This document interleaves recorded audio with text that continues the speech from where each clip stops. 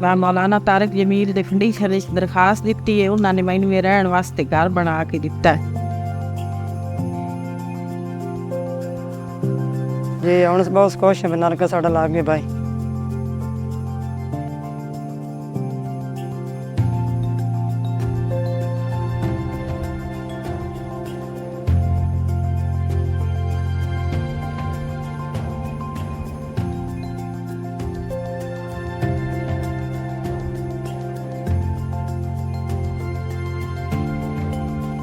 میں بچی کا یہ بنانے کے لیے شادی کا انتظام نہیں کر سکتا ہوں۔ تو میں نے پتہ چلیا دفتر چ اپلیکیشن دی تو انہوں نے مہربانی کی ہے۔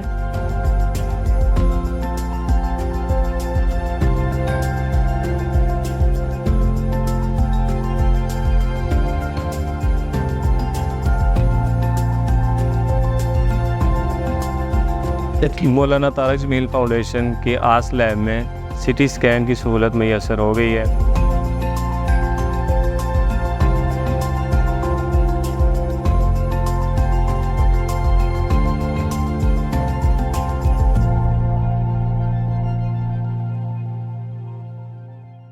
اعوذ باللہ من الشیطان الرجیم، بسم اللہ الرحمن الرحیم۔ قل تعالوا اتل ما حرم ربکم علیکم الا تشرکوا به شیئا وبالوالدین احسانا ولا تقتلوا اولادکم من املاق نحن نرزقکم وإیاهم ولا تقربوا الفواحش ما ظهر منها وما بطن ولا تقتلوا النفس التي حرم الله إلا بالحق ذلكم وصاكم به لعلكم تعقلون ولا تقربوا مال اليتيم إلا بالتي هي أحسن حتى يبلغ أشده وأوفوا الكيل والميزان بالقسط لا نكلف نفسا إلا وسعها وإذا قلتم فاعدلوا ولو كان ذا قربى وبعهد الله أوفوا ذلكم وصاكم به لعلكم تذكرون وأن هذا صراطي مستقيما فاتبعوه ولا تتبعوا السبل فتفرق بكم عن سبيله ذلكم وصاكم به لعلكم تتقون۔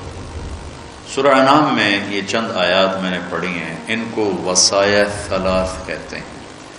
اللہ تعالیٰ کی طرف سے 3 وصیتیں، 3 نصیحت۔ وصیت و ارض واسعہ، واو الف صاد یا واسع، سرسبز زمین،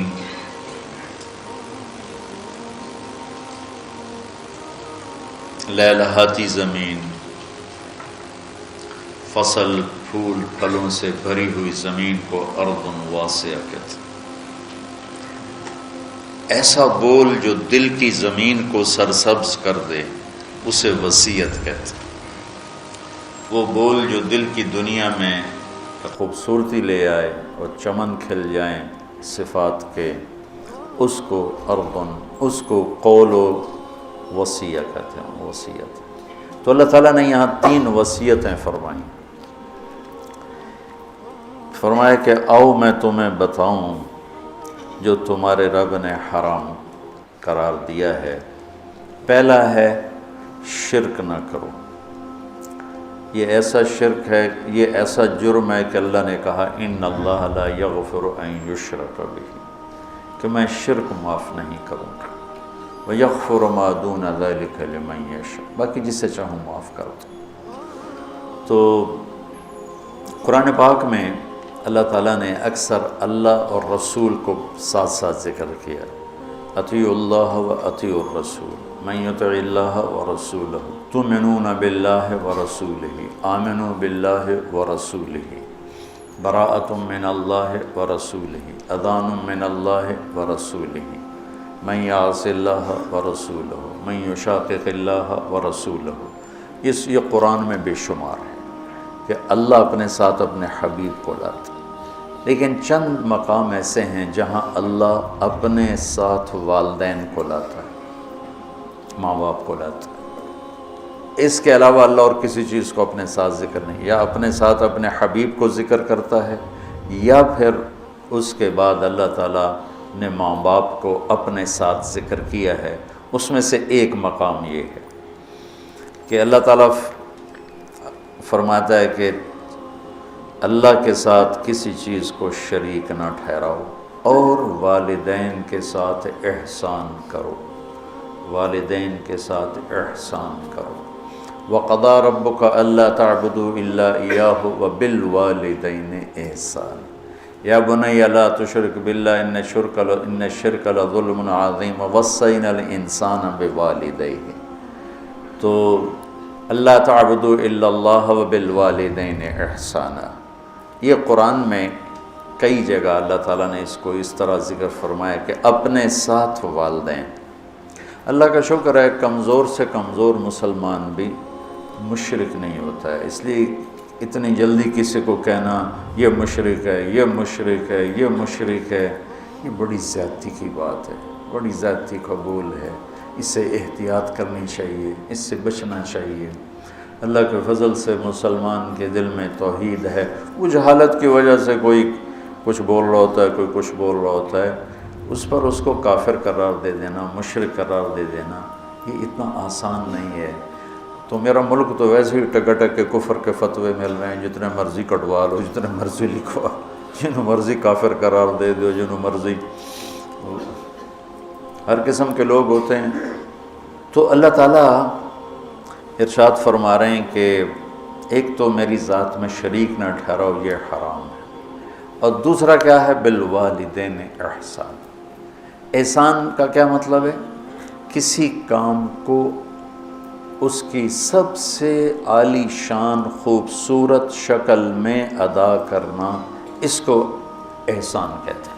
ہمارے اردو میں احسان کا مطلب ہے کسی کے ساتھ کوئی بھلا کر دینا، بغیر کسی معاوضے کے کسی کے کوئی ایسی مدد کر دینا، اس کو احسان کہتے ہیں۔ وہ بھی ہے، وہ بھی اس میں شامل ہے، لیکن عربی میں احسان ہے مل احسان ان تعبد اللہ کأنک تراہ فإن لم تکن تراہ فإنہ یراک۔ احسان کیا ہے؟ کسی جو کام بھی کرے، اچھائی کا، بھلائی کا، جو کام بھی کرے، اس کو اعلیٰ درجے پر کرنے کا نام ہے احسان۔ تو اللہ تعالیٰ یہاں ارشاد فرما رہا ہے کہ والدین کے ساتھ احسان۔ اچھا، ایک اس پہ ذرا غور کریں، اللہ تعالیٰ فرما رہا ہے آؤ میں تمہیں بتاؤں کہ حرام کیا ہے، ٹھیک ہے؟ کہتا ہے شرک نہیں کرنا ہے تو حرام ہے، اور والدین کے ساتھ احسان، یہ حرام کے نیچے کیسے آ گیا؟ کافی دیر میں اس کو سوچتا تھا کہ یہ ادھر تو اللہ کہہ رہا تعالوا اتل ما حرم علیکم ربکم، آؤ میں تمہیں بتاؤں کہ حرام کیا ہے، اللہ تشرکوا بہ شیئا، شرک نہ کرو، ٹھیک سمجھ آ گئی، وبالوالدین احسانا۔ اس کو پچھلے جملے سے یا تو نکالیں، یہ نیا جملہ ہے، اس کے نیچے لائیں تو پھر کیا مطلب ہے کہ پیچھے تو اللہ شروع کر رہا ہے، تو میں بتاتا ہوں حرام کیا چیز ہے، شرک، ٹھیک، اور والدین کے ساتھ احسان۔ تو اگر ہم ظاہری نظر سے دیکھیں اور غور نہ کریں تو یوں لگتا ہے جیسے والدین کے ساتھ احسان بھی حرام ہے۔ ہاں، یہاں اللہ تعالیٰ بڑی عجیب طریقے سے ماں باپ کی عظمت کو بتا رہے ہیں کہ ماں باپ کے ساتھ صرف احسان ہی مطلوب ہے، اس سے نیچے جو ہوگا وہ حرام ہوگا، حرام سے نہیں نکل سکو گے۔ اللہ نے ماں باپ کا حق اپنے بعد رکھا ہے، لا تقل لہما اف، جس کو ہم کہتے ہیں بیزاری سے ماں کو کہہ دیا باپ کو کہہ دیا اتنا بھی اللہ تعالیٰ فرما رہا ہے کہ اتنے کی بھی ہم گنجائش نہیں دیں گے ماں باپ کے سامنے۔ میرے نبی نے فرمایا میری ماں ہوتی اور میں عشاء کی نماز کے مصلی پہ کھڑا ہوتا اور سورۃ فاتحہ پڑھ رہا ہوتا اور میری ماں مجھے کہتی محمد تو میں ماں کی خاطر نماز توڑ دیتا۔ جریج نے نماز نہ توڑی ماں کی پکار پر، اللہ کے نبی کا فرمانا اگر وہ عالم ہوتا تو نماز توڑ دے، وہ عابد تھا، وہ نماز توڑ دیتا، اگر وہ عالم ہوتا تو وہ نماز توڑ دیتا، وہ نفل نماز تھی۔ تو اللہ تعالیٰ وَقَضَى رَبُّكَ أَلَّا تَعْبُدُوا إِلَّا إِيَّاهُ وَبِالْوَالِدَيْنِ احسان، کہ تیرے رب کا فرمان ہے، تیرے رب کا اعلان ہے کہ بندگی صرف اللہ کی ہے اور احسان ہے والدین کے ساتھ۔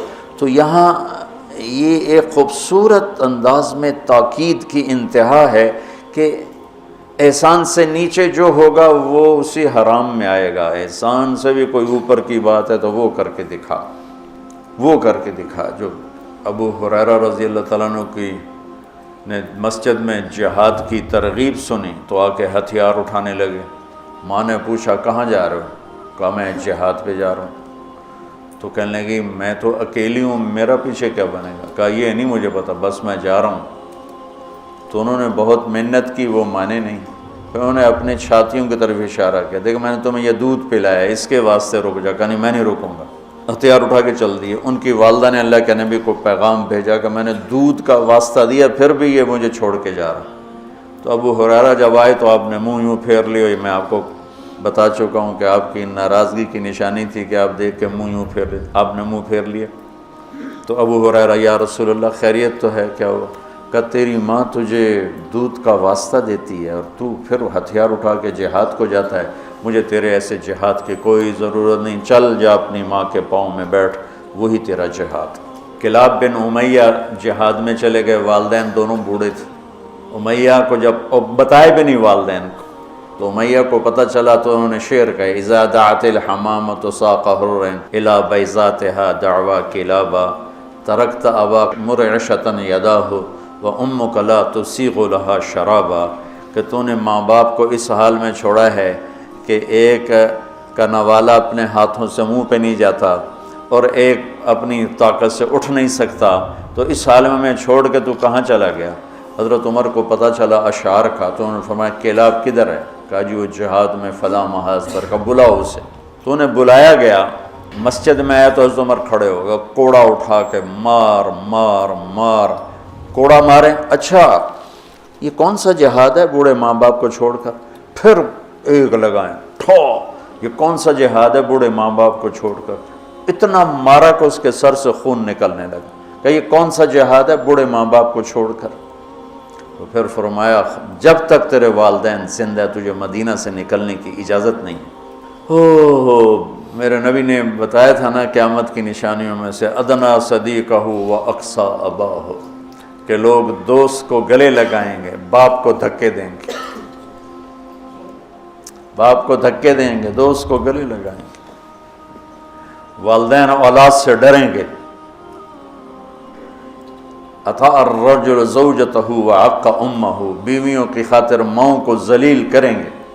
تو جس کو کم ان تلد الامۃ ربتہا, بیٹیاں ماؤں سے نوکرانیوں جیسا سلوک کریں گی.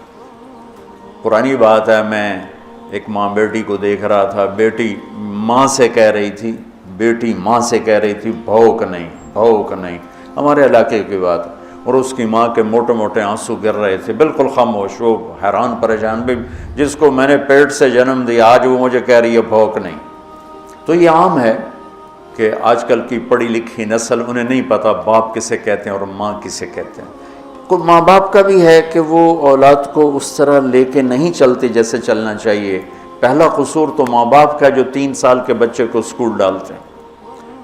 محبت کی رسیوں کو کاٹنے والے والدین ہیں, محبت کی جڑوں کو اکھاڑنے والے والدین ہیں جو 3 سال کے بچے کو اسکول ڈال دیتے ہیں اور ماں کی گود سے محروم کر دیتے ہیں, اور وہ بچہ جتنے گھنٹے وہاں رہتا ہے اس کے اندر ایک لاوا پکتا رہا. چونکہ میں ہاسٹل لائف گزار چکا ہوں, مجھے اس کا خود ذاتی تجربہ ہے.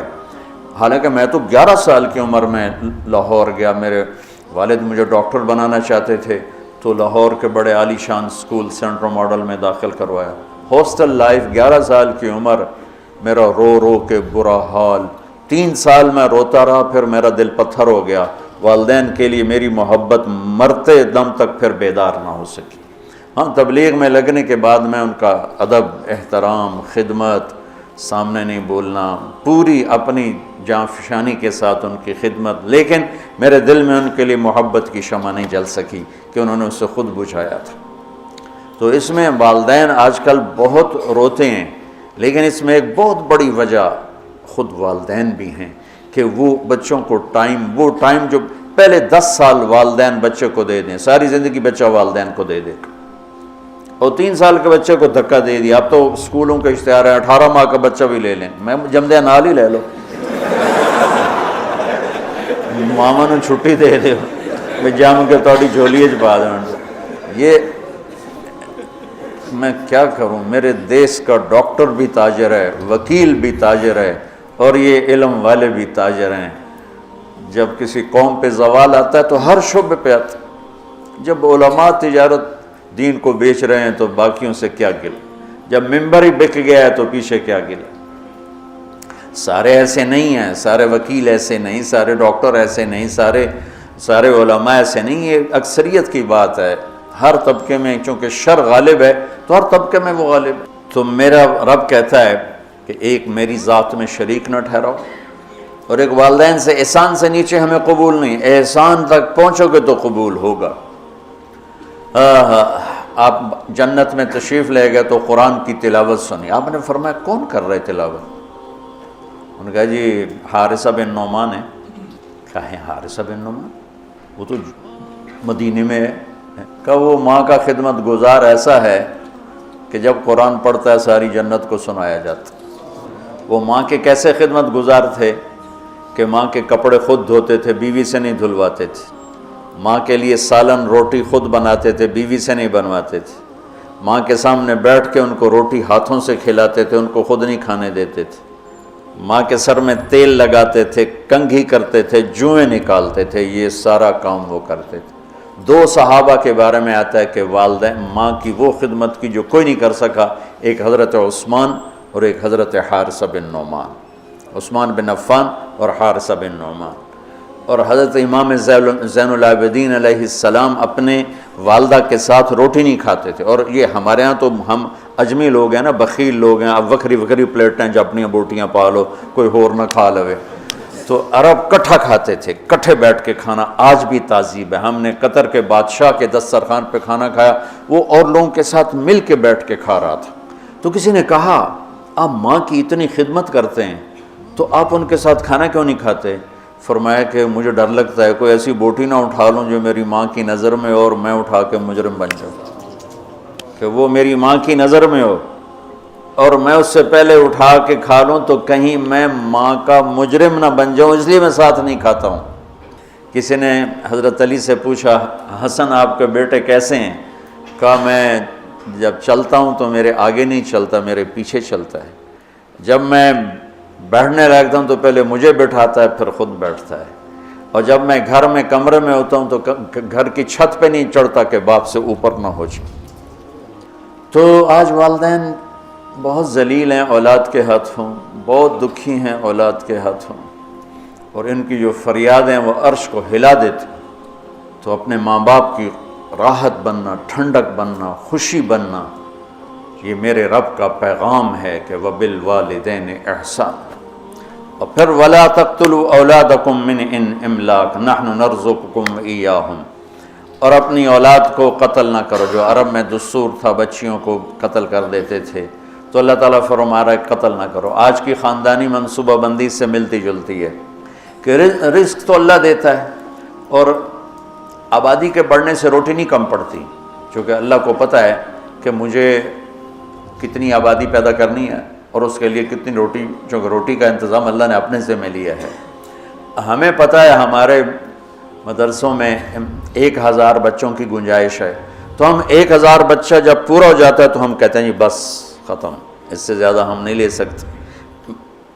ایک چھوٹے سے ادارے میں ہمیں پتہ ہے کہ اتنے بچوں کی گنجائش ہے، اس سے اوپر نہیں. ایک مل والے کو پتہ ہے میری مل میں 2000 مزدوروں کی گنجائش ہے، دوسرے کو پتہ ہے میری مل میں 10,000 کی گنجائش ہے، اس کے اوپر میں نہیں لے سکتا. تو کیا اللہ کو نہیں پتہ کہ دنیا میں کتنی گنجائش ہے، میں نے کتنے بھیجنے اور کتنے میں نے روکنے اور کتنے میں نے اٹھانے ہیں، کتنے بچانے ہیں؟ اللہ بھی تو علیم و خبیر و سمیع و بصیر.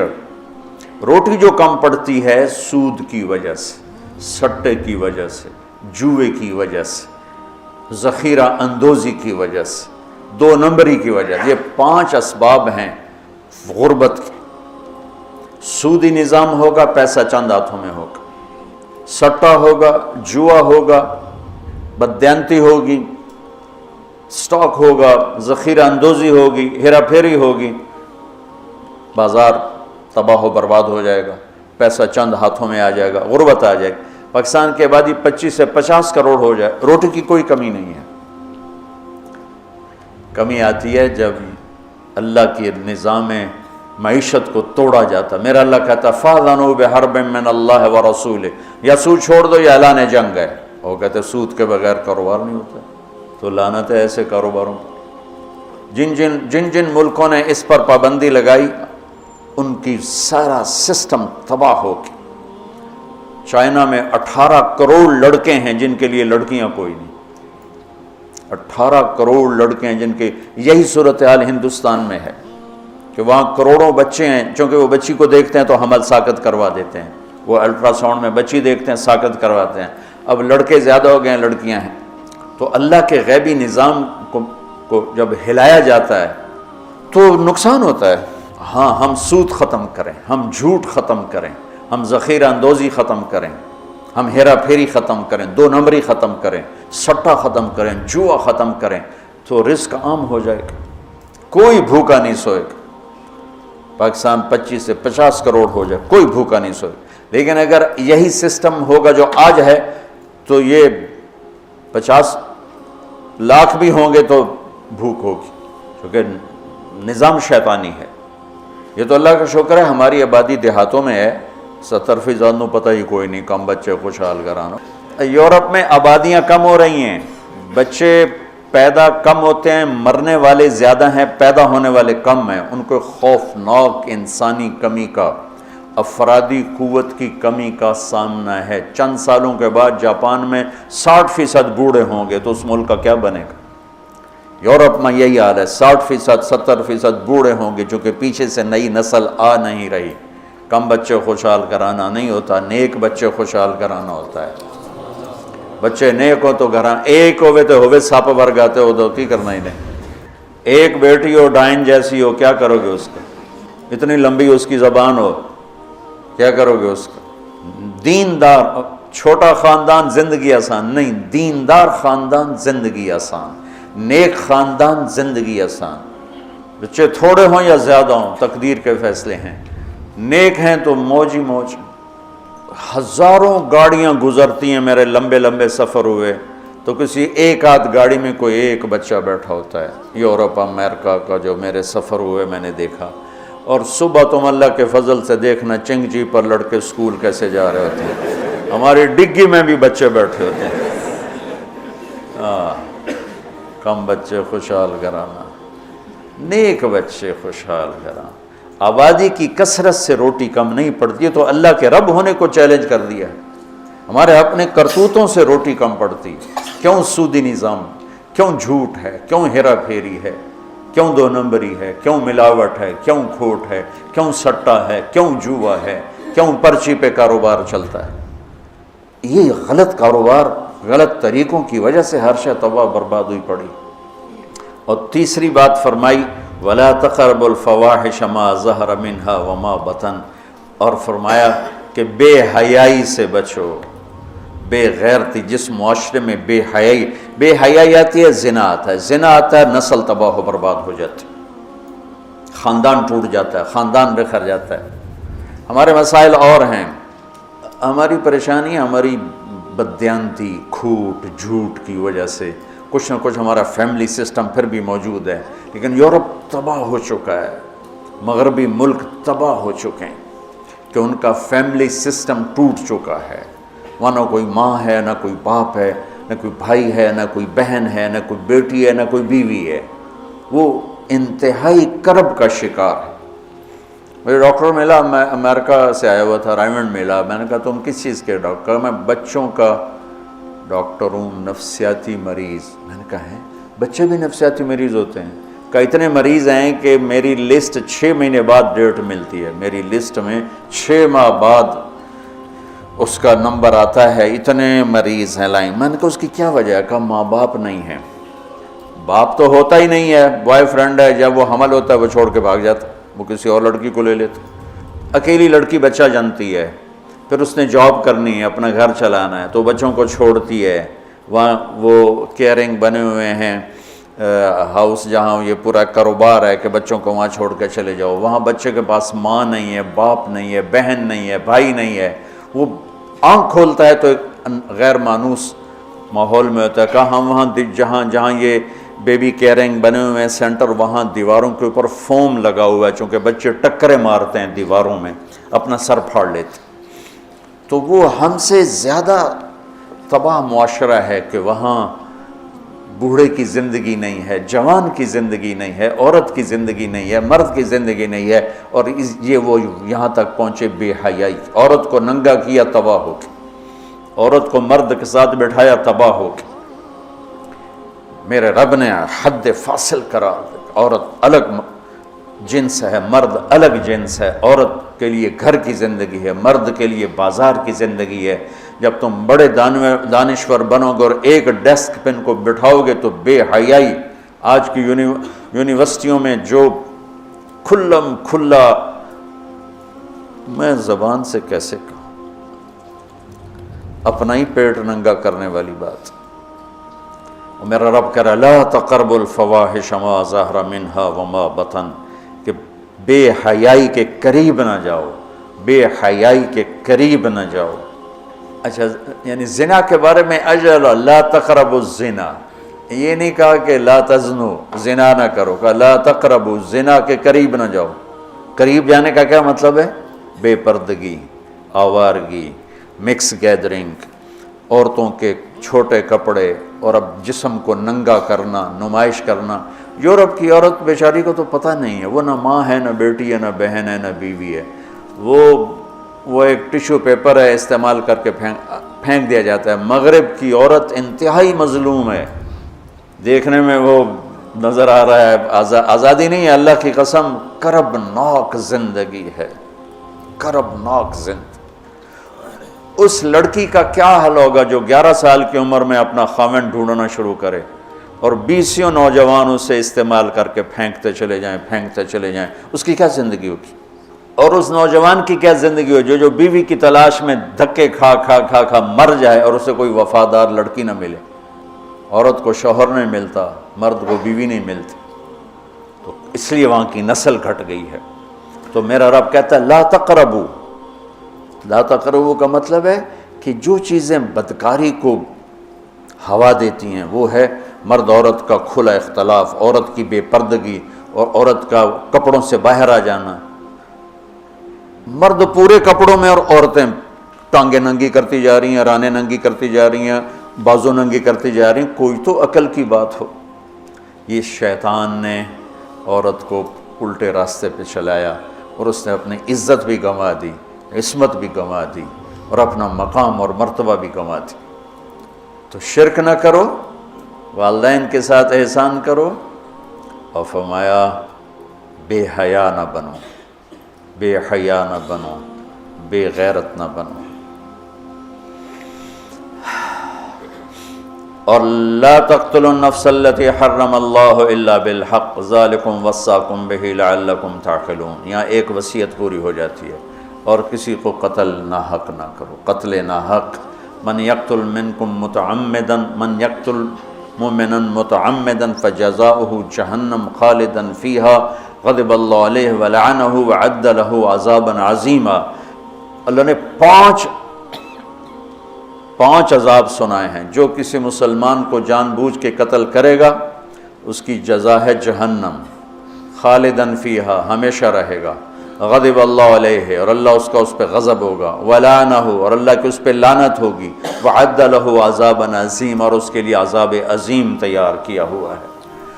عمر بن عبدالعزیز کا انتقال ہونے لگا تو بلا کے رجا سے کہا 3 بادشاہوں کو قبر میں اتارا، عبد الملک کو، ولید کو، سلیمان کو. تہجد گزار، شب بیدار، روزے دار، قرآن کی تلاوت کرنے والے، زنا سے پاک، شراب سے پاک، فحاشی سے پاک، آوارگی سے پاک. لیکن فرمایا میں نے دیکھا ان کے چہرے کالے سیاہ ہو گئے اور ان کے چہرے قبلے سے یوں ہٹ گئے. کیا تھا؟ ظالم، خون بہایا. سلیمان کی میت کو قبر کے قریب کیا تو ہلنے لگی. تو اس کے بچوں نے کہا ہمارا ابا زندہ ہے. عمر بن عبدالعزیز نے فرمایا زندہ نہیں، عذاب قبر شروع ہو گیا ہے. قبر میں جانے سے پہلے ہی عذاب قبر شروع ہو. بل عجل اللہ بالعقوبہ.